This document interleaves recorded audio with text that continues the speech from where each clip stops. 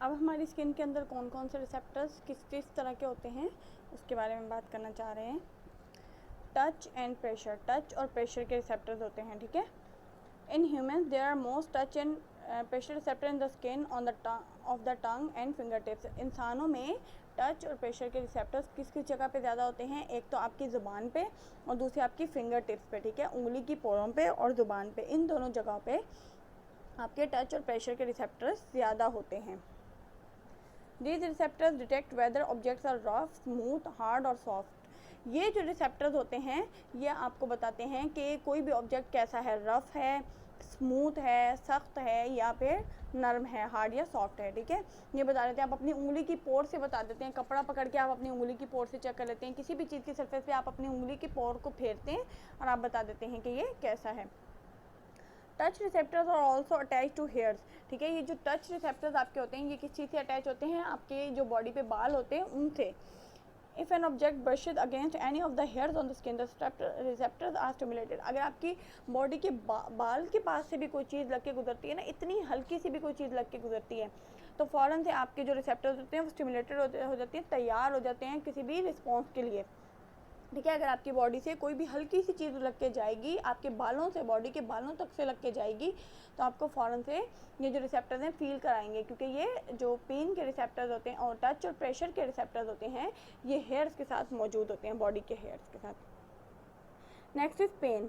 Pen receptors are more evenly distributed over the skin. Pain receptor आपकी पूरी skin में जो है बराबर बराबर डिस्ट्रीब्यूट हुए होते हैं पूरी स्किन में, यानी आपको कहीं पे भी पेन होगा आपको फील होगा। They are also found in the most tissues and organs of the body, ठीक है। ये कहाँ पे होते हैं? टिश्यूज़ में और ऑर्गन्स में होते हैं आपकी बॉडी के।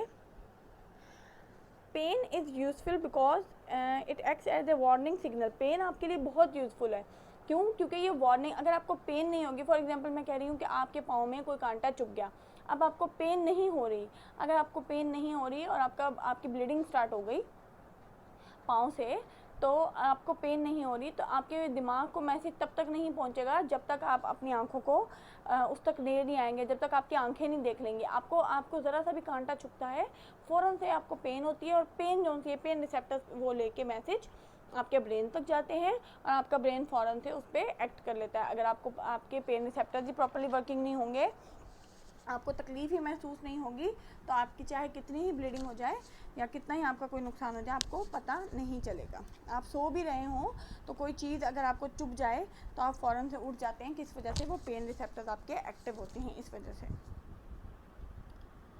It tells that the brain that something is wrong with a part of the body.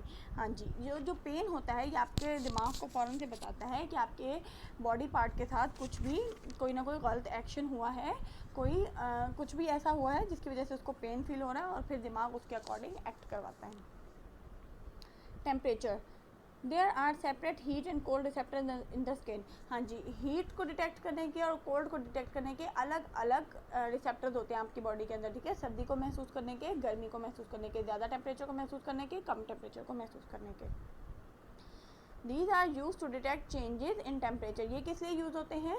Temperature में चेंजेस के लिए को डिटेक्ट करते हैं, यानी कि आपके आसपास कोई भी टेम्परेचर चेंज हुआ है, गर्मी आई है तो कौन डिटेक्ट करके बताएगा? ये। या फिर आपको कोई गर्म चीज़ छू गई है तो कौन डिटेक्ट करके बताएगा? ये, ठीक है। या आपने बहुत ठंडी बर्फ़ पकड़ ली है तो कौन डिटेक्ट करेगा? यही आपके टेम्परेचर रिसेप्टर्स होते हैं। Your finger tips can detect temperature differences as small as 0.5 degree centigrade. आपकी जो फिंगर टिप्स होती हैं ये कितना टेम्परेचर डिटेक्ट कर सकती हैं? 0.5 डिग्री सेल्सियस। 0.5 डिग्री सेल्सियस आपका जो आपकी फिंगर टिप्स हैं वो आपका टेम्परेचर डिटेक्ट कर सकती हैं। इससे ज़्यादा आपका टेम्परेचर बिल्कुल भी वो डिटेक्ट नहीं कर सकती। नेक्स्ट आवर टॉपिक इज़ टंग। टंग जो कि हमारा दूसरा सेंस ऑर्गन है। पहला सेंस ऑर्गन हमने पढ़ा स्किन, ठीक है, उसके बारे में हमने पूरा डिटेल पढ़ा कि स्किन जो सी है वो होती क्या है, फिर उसके अंदर क्या होता है, किस चीज़ से मिलके बनी हुई होती है, फिर वो क्या क्या फंक्शंस परफॉर्म करते हैं, उसके अंदर कौन कौन सी चीज़ें मौजूद होती हैं और वो क्या क्या फंक्शन परफॉर्म करते हैं और सेंस में उसका क्या काम होता है, ये सब हमने पढ़ा।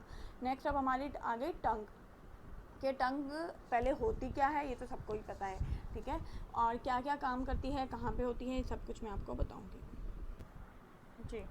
To test a substance it must first dissolve in the moisture in the mouth. किसी भी सब्सटेंस को टेस्ट करने के लिए सबसे पहले उस सब्सटेंस को आपके मुंह के अंदर डिज़ोल्व होना पड़ेगा मॉइस्चर के अंदर, ठीक है।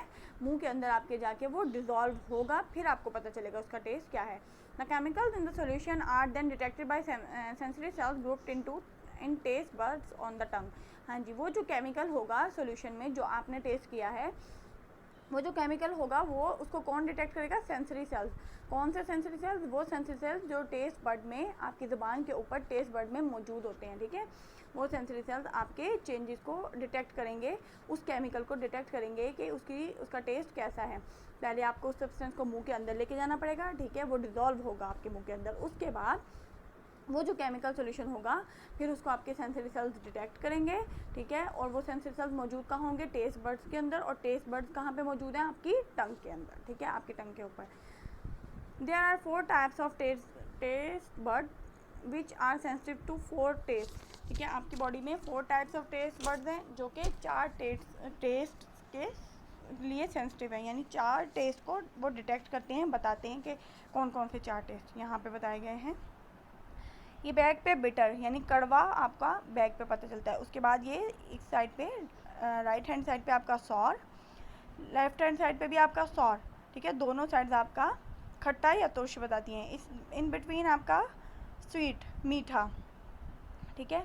और सबसे जो फ्रंट टो की टिप ऑफ टंग होती है, ठीक है, वो है स्वीट एंड सॉल्ट यानी मीठा और नमकीन, दोनों आपको बताएंगे। अब इन्होंने यहाँ का एक क्रॉस सेक्शन लिया हुआ है, आपको मैग्नीफाई करके दिखाया हुआ है, बड़ा करके दिखाया हुआ है कि टेस्ट बड्स होते किस तरीके से। इस तरीके से यहाँ पे ये मौजूद होते हैं, ठीक है। हाँ जी, तो उन्होंने क्या बताया? There are 4 types of taste bud, 4 type के होते हैं taste bud which are sensitive to 4 taste, जो 4 टेस्ट को डिटेक्ट करते हैं। स्वीट मीठा, सॉर तुर्श, सॉल्ट नमकीन एंड बिटर कड़वा। Most flavours are combination of these 4 basic taste. ज़्यादातर फ्लेवर्स किस चीज़ के कम्बिनेशन होते हैं? इन 4 बेसिक टेस्ट के, ठीक है। जितने भी फ्लेवर्स होते हैं कुछ मिक्सचर होते हैं, 2 टेस्ट के मिक्सचर होते हैं, तो वो क्या इन ये बेसिक 4 हैं, इन 4 से हम बाकी तमाम टेस्ट को फील कर सकते हैं, डिटेक्ट कर सकते हैं। फॉर एग्जाम्पल लेमनेड में क्या क्या होता है? एक तो शुगर होती है, मीठा चीनी, एंड लेमन जूस, और नींबू का जूस होता है। 2 चीज़ें होती हैं लेमनेड में, शुगर और लेमन जूस। अब इन दोनों के टेस्ट को कौन डिटेक्ट करता है? The sugar will have a sweet taste, ठीक है। शुगर में क्या होगा? स्वीट टेस्ट होगा, वो मीठी होती है। While the lemon will have a sour taste, और जबकि लेमन जो था उसका सॉर टेस्ट होगा। तो जब आप इसको पियेंगे तो स्वीट टेस्ट आपको ये बता देगा, ये वाला हिस्सा, और सॉर टेस्ट आपको ये बता देगा। तो इस तरीके से आप लेमनेड के दोनों जो टेस्ट हैं उसको फील कर सकेंगे इन दोनों की मदद से। जैसे कि आपके घर में मोस्टली सिकंजबीन बनती है, सिकंजबीन में एक आपका लीमू होता है, जिसमें हम जो सिकंजबीन बनाते हैं हम उसमें नमक भी ऐड करते हैं, ठीक है। तो आपका जो लीमू है उसका सॉल्ट टेस्ट आपको बता देगा, ठीक है। जो आपका नमक है सॉल्ट उसके अंदर, उसका आपको यहाँ से सॉल्टी टेस्ट पता चल जाएगा। और जो आपका स्वीट है उसके अंदर चीनी भी डलती है, जो आपका यहाँ से दरमियान से आपको उसका मीठा टेस्ट पता चल जाएगा। आपको तीनों टेस्ट उसके इन्हीं 4 टेस्ट बड्स के ज़रिए से पता चल जाएंगे। और अगर फॉर एग्जांपल आप कोई चीज़ कड़वी खा लेते हैं बाय मिस्टेक, तो क्या होगा? आपके ये जो बैक पे आपका बिटर टेस्ट बड मौजूद है, उसके ज़रिए से आपको पता चल जाएगा कि आपकी ये चीज़ कड़वी है।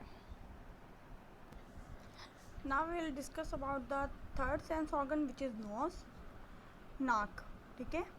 हमारा तीसरा सेंस ऑर्गन जो कि क्या काम करता है? सूंघने का काम करता है, और जितने भी हम टेस्ट अपने अंदर लेके जाते हैं उसका फ्लेवर हमें महसूस होता है नाक के ज़रिए से। Let's start. The senses of smell and taste are linked.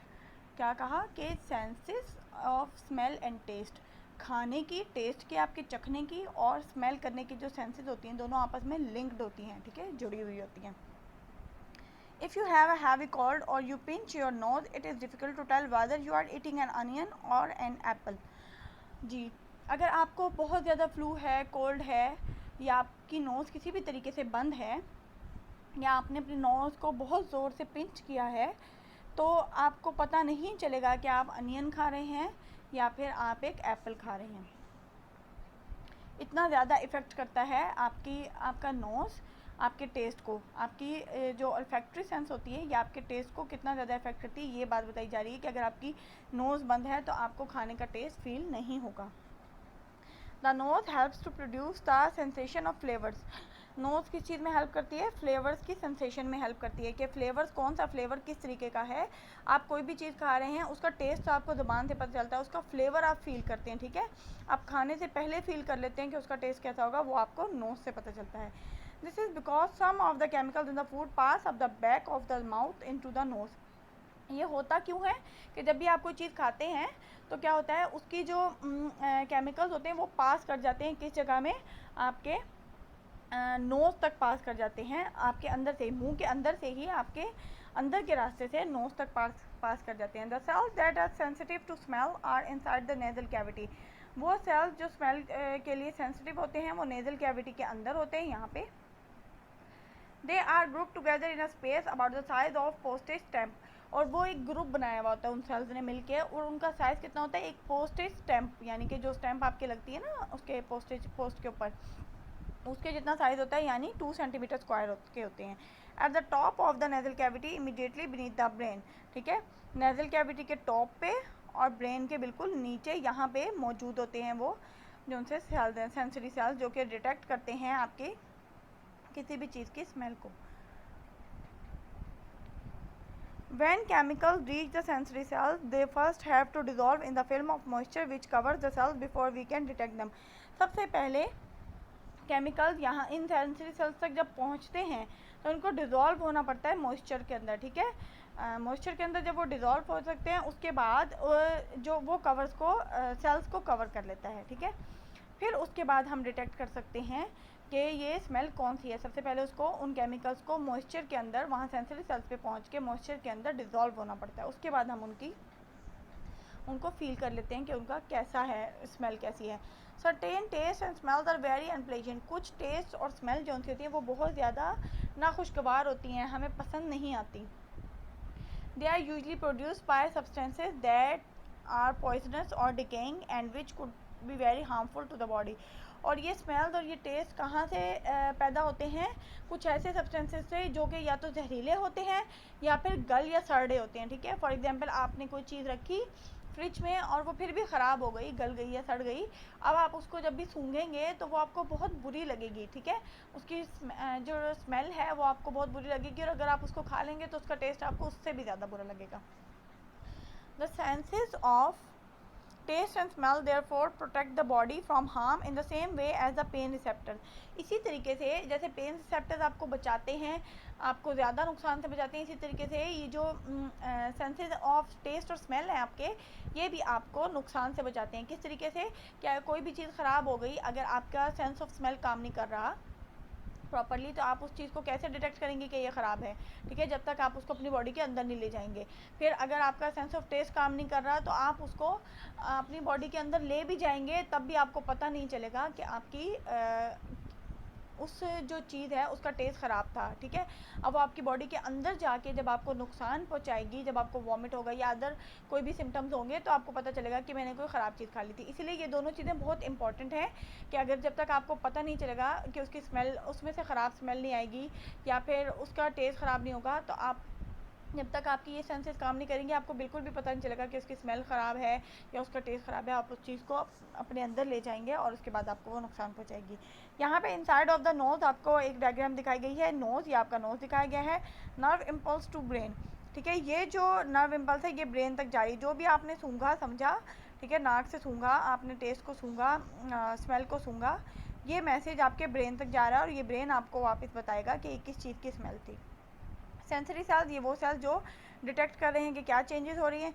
Air carrying chemical vapour, ठीक है, ये वो केमिकल वेपर है जो आपने जो भी नाक से खुशबू आई वो हवा के ज़रिए आई, ठीक है। ये हवा, वो वाली हवा जिसके अंदर वो केमिकल मौजूद है। फॉर एग्जांपल, मैं परफ्यूम करती हूँ रूम के अंदर, परफ्यूम किया मैंने, तो हवा के अंदर वो परफ्यूम शामिल हो गया, ठीक है। अब वो हवा जब मैं सांस के साथ अंदर लेकर गई तो वो परफ्यूम भी मेरी सांस के साथ यहाँ से अंदर गया और वो एयर के साथ मिक्स होकर अंदर गया, तो मुझे फ़ील हुआ या मुझे सेंसेशन आई कि ये परफ्यूम किसी ने रूम में किया है, ठीक है, इस तरीके से।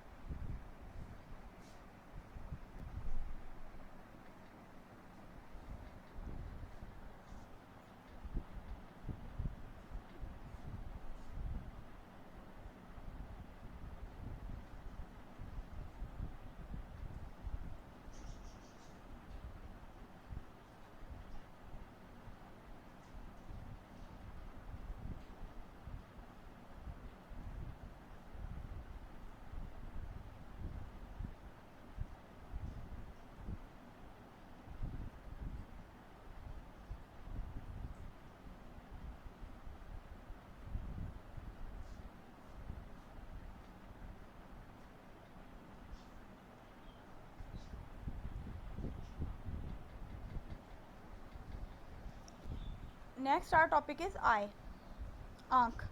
ये आपकी चौथी सेंस ऑर्गन है जिसके बारे में हम बात कर रहे हैं, आपकी आँख। ठीक है, पहले की हमने बात की स्किन, दूसरी की बात की हमने टंग, अभी हमने तीसरी की बात की आई और नोज़, और फोर्थ हमारी है आई, आपकी आँख, जो आपको देखने में मदद करती है और बहुत बहुत ज़्यादा इम्पोर्टेंट है आपकी लाइफ में, बहुत ज़्यादा। इसके बगैर आप बिल्कुल अधूरे हैं। आई, और आइज़ डिटेक्ट लाइट। हमारे आइज़ किस चीज़ को डिटेक्ट करती हैं? लाइट को। जिस तरीके से आपकी स्किन डिटेक्ट करी थी प्रेशर को, पेन को, आपकी टंग डिटेक्ट करी थी टेस्ट को, आपकी नोज़ डिटेक्ट करी थी स्मेल को, इसी तरीके से आपकी आइज़ किस चीज़ को डिटेक्ट करती हैं? लाइट को। The two eyes are positioned so that each one can give the slightly different view of your surroundings. दोनों आँखें जो थी, हर आँख इस तरीके से अल्लाह ताला ने बनाई हुई, अल्लाह ताला का बहुत बहुत करम है हम लोगों पे। अल्लाह ताला ने हर चीज़ इस तरीके से बनाई हुई है कि वो बिल्कुल भी हम लोग उसको बिल्कुल भी हमारे अंदर मिसफिट नहीं हो रही, प्रॉपरली फिट है हर चीज़। तो क्या है कि दोनों आँखें इस तरीके से बनाई हुई हैं कि वो हमें तीन तरफ से व्यू देती हैं और हमें आसपास की तमाम सराउंडिंग से अवेयर रखती हैं। ठीक है, एक आँख, अब आप एक आँख बंद करके देखें तो आपको एक तरफ से डिफरेंट व्यू नज़र आएगा। आप दूसरी आँख बंद करके देखें तो आपको वो व्यू बिल्कुल दूसरी तरफ से डिफरेंट नज़र आएगा। एक आँख एक तरफ का व्यू देती है, दूसरी आँख दूसरी तरफ का व्यू देती है। This give us binocular vision. Binocular दो तरफा, ठीक है, बायनोकुलर, बाय टू नोकुलर, दो तरफा विजन देती है, यानी दो तरफ से आप देख सकते हैं। एक तरफ से आप अगर आप सोचें फॉर एग्जाम्पल एक आँख हो तो वो एक तरफ से आपको विजन देगी, दूसरी तरफ से आपको विजन नहीं देगी, तो आपका बायनोकुलर दो तरफा विजन है, एक राइट हैंड साइड का और एक लेफ्ट हैंड साइड का। Each eye produces an image और picture of what you are looking at. ठीक है, हर आँख जो होती है वो इमेज या पिक्चर बनाती है जिस चीज़ को आप देख रहे हैं। फॉर एग्जांपल अगर मैं बुक को देख रही हूँ तो मेरी आँख किस चीज़ की पिक्चर बना रही है? बुक की पिक्चर बना रही है। ठीक है, जिस चीज़ को हम देख रहे होते हैं हमारी आँख उसकी पिक्चर बनाती है हमारी आँख की बैक साइड पे। ठीक है, information about the image in each eye is then sent along enough to your brain. ठीक है, जो पिक्चर हमारी आँख देख के बनाती है वो उसकी जो इन्फॉर्मेशन है, हमारी आँख ने क्या देखा उसकी इन्फॉर्मेशन कहाँ चली जाती है? हमारे ब्रेन में चली जाती है। The brain compares the image from each eye and makes a 3 dimensional picture of them. जी, फिर ब्रेन क्या करता है? उस तस्वीर को जो हमारी आँख ने पहले पिक्चर ली, हमारी आँख ने वो मैसेज किया हमारे ब्रेन तक। अब वो ब्रेन हमारी उस तस्वीर को कंपेयर करता है दोनों आँखों से। ठीक है, दोनों आँखों से कंपेयर करता है कि एक आँख से वो कैसी नज़र आ रही है, दूसरी आँख से वो कैसी नज़र आ रही है। फिर उसकी 3 डायमेंशनल पिक्चर बनाता है, 3 डायमेंशनल, तीन तरफा। ठीक है, एक बिल्कुल सीधी, एक राइट हैंड से और एक लेफ्ट हैंड से। अब आप देखिए, अब आप एक एक्सपेरिमेंट करते हैं। अब आप बैठिए और अब आप सामने देखिए, अब आपको जो भी नज़र आ रहा है, अब आप देखिए उसकी 3 पिक्चर्स हैं। एक बिल्कुल सीधा जो आप देख रहे हैं, फिर एक आपके राइट हैंड पे और तीसरा आपके लेफ्ट हैंड पे। ये 3 पिक्चर्स, एक ही चीज़ की 3 पिक्चर्स बनाई जा रही है, 3 तरफ से अलग अलग तरीके से दिखाई जा रही है सेम चीज़। अच्छा, your brain can also work out the size of an object and it's distance from you. और ब्रेन आपको किस चीज़ का बताता है? जो चीज़ आप देख रहे हैं उसका साइज़। फॉर एग्जांपल आप कोई भी किताब मेरे सामने रखी हुई है, बुक रखी हुई है, मैं उसको देख रही हूँ, मेरा ब्रेन मुझे उसका साइज़ तक डिटेक्ट करके बता रहा है कि इसका ये साइज़ है। ठीक है, और उसका डिस्टेंस, और ये भी बता रहा है कि मेरी अगर किताब मेरे पास पड़ी हुई है, रखी हुई है, तो ये भी बता रहा है कि वो पास है, और अगर वो दूर है तो भी मेरा ब्रेन इस चीज़ को डिटेक्ट करके बता रहा है कि वो दूर है। ठीक है, We need 2 eyes because with only 1 eye it is difficult to judge distance and depth. ठीक है, हमें 2 आँखों की ज़रूरत होती है, तभी अल्लाह ताला ने 2 बनाई हैं कि हमें 2 की ज़रूरत है। ठीक है, जिससे हम क्या कर सकते हैं, जिससे हमें जज कर, अगर हमें एक आँख मिले, खुदा न खास्ता किसी की एक आँख हो, तो उसको ये जज करना बहुत मुश्किल होगा कि ये चीज़ नज़दीक है या दूर है, या फिर चीज़ गहरी है या उसकी डेप्थ, गहराई मालूम करनी मुश्किल हो जाएगी। फॉर एग्जांपल जो लोग एक आंख से महरूम हो जाते हैं अल्लाह ताला की मर्ज़ी से, तो उसमें क्या होता है, उन लोगों को गाड़ी ड्राइविंग नहीं कर सकते वो लोग। ठीक है, वो लोग गाड़ी ड्राइव नहीं कर सकते। रीज़न क्या होती है कि जब उनको डिस्टेंस ही पता नहीं चलेगा, वो डिस्टेंस ही मेजर नहीं कर पाएंगे कि दूर है या नज़दीक है, तो उनको मुश्किल होगी। तो हमें दोनों आँखों की ज़रूरत होती है। ठीक है, और किस लिए होती है कि हमें 3 डायमेंशनल व्यू मिलता है। दूसरे नंबर पे क्या होता है, हमें डिस्टेंस बताया जाता है उस चीज़ का, और हमें उस चीज़ का साइज़ बताया जाता है। जो ये सब काम कौन कर रहा होता है? हमारा ब्रेन कर रहा होता है। नेक्स्ट आवर टॉपिक इज सब टॉपिक, इस टॉपिक का सब टॉपिक है प्रोटेक्टिंग द आइज़, कि हम अपनी आंखों की हिफाजत किस तरीके से करते हैं। इसका अल्लाह ताला ने पूरा का पूरा सिस्टम बनाया हुआ है कि हम किस तरीके से अपनी आंखों की हिफाजत करते हैं। First the eyelids cover the eye and protect them from damage while the eyelashes flick away any dust approaching the eye. eyelids आंखों के पपोटे। अब आप अपनी आंख बंद करें तो आंख के ऊपर वाला जो हिस्सा है वो आपका eyelids है, जो आपकी स्किन का बना हुआ है, जो मैंने आपको बताया था कि आपकी 0.5 मिलीमीटर थिक होता है, सबसे थिकेस्ट पार्ट होता है आपकी स्किन का। वो क्या करता है, आपकी आई को प्रोटेक्ट करता है डैमेज से, ख़राब होने से प्रोटेक्ट करता है। वाइल द आई लैशेज़, जो आपकी आई लैशेज़ होती हैं पलकें, वो क्या करती हैं, flick away any dust approaching the eye. कोई भी डस्ट अगर आपकी आंख तक आ रहा होता है तो उसको भगाती हैं या उड़ाती हैं। वो कौन कर रही होती हैं, आई लैशेज़ कर रही होती हैं। The tear gland produce tears, और फिर टीयर ग्लैंड्स होते हैं, वो क्या प्रोड्यूस कर रहे होते हैं, टीयर्स। टीयर ग्लैंड्स आंसू के ग्लैंड्स होते हैं और वो आंसू प्रोड्यूस कर रहे होते हैं। आंसू एक लिक्विड होता है, आपको भी पता है पानी की तरीके से एक सॉल्टी सा लिक्विड होता है।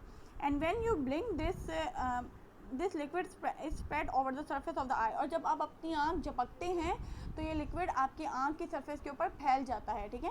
जब आप अपनी आंख झपक रहे होते हैं तो ये लिक्विड आपकी आंख की सरफेस के ऊपर फैल जाता है, और ये क्या करता है, it washes the surface of the I and stop is drawing out. ये क्या करता है, ये आपकी आंख की जो बाहर वाली सरफेस होती है, जो बाहर वाली सतह होती है, उसको धोता है, ठीक है, और उसको खुश्क होने से रोकता है। एक तो उसको धोता है और दूसरे नंबर पे उसको खुश्क होने से रोकता है। पहली चीज़ मैंने आपको बताई थी आईलिड्स, जो कि आपकी आइज़ को कवर करती है। दूसरी चीज़ मैंने आपको बताई थी आई लैशेज़, जो आपकी डस्ट को अंदर नहीं जाने देती आँख के। तीसरी चीज़ मैंने आपको बताई टीयर ग्लैंड, ये क्या कर रहा होता है, एक तो टीयर प्रोड्यूस करता है, ठीक है। जब भी आप रोते हैं आपकी आँख का जो कचरा होता है वो बाहर निकल जाता है, और जब आप आँख को झपकते हैं तो वो जो टीयर ग्लैंड है उसके अंदर जो टीयर्स वाला लिक्विड होता है वो आपकी आँख के ऊपर पूरा फैल जाता है, और उसके अलावा ये क्या करता है, आपकी आँख को खुश्क होने से बचाता है बिल्कुल, और आपकी आँख को साफ़ रखता है।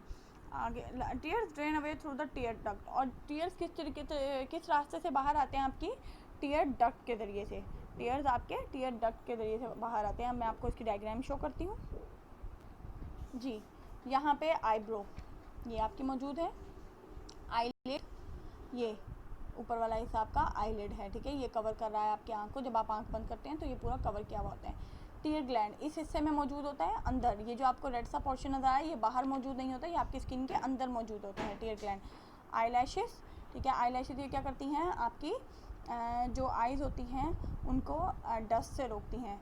फिर ये है tear duct, tear duct opening into nose, ये टीयर डक्ट कहाँ जाके खुल रही है, आपकी नोज़ में। यहाँ पे मैं आपको एक इम्पॉर्टेंट बात बताती हूँ कि जब भी कभी आप रोते हैं, ज़्यादा रोते हैं, तो ऑटोमेटिकली आपकी आंखों से तो पानी जा रहा होता है, आपके नोज़ से भी पानी बहना शुरू हो जाता है। वो किस वजह से होता है, क्योंकि ये जो आपकी टीयर डक्ट है ये कनेक्टेड है नोज़ के ज़रिए से। आपकी आंखों से जैसे जैसे पानी बहता है ये ऑटोमेटिकली आपके नोज़ से भी थोड़ा बहुत पानी बहना शुरू हो जाता है। ये इसकी वजह से होता है, इस टीयर डक्ट की वजह से। The parts that protect the eye, ये वो पार्ट्स हैं जो आंखों की हिफाजत करते हैं, ये मैंने आपको बता दिया। नेक्स्ट है moving the eyes, eyes move किस तरह करती हैं, आपकी आंखें किस तरीके से हरकत करती हैं।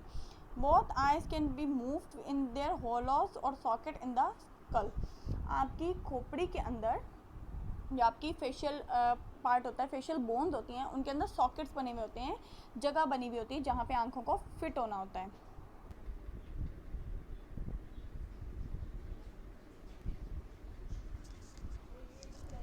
अभी ने कहो 2 मिनट चुप कर दिया बस।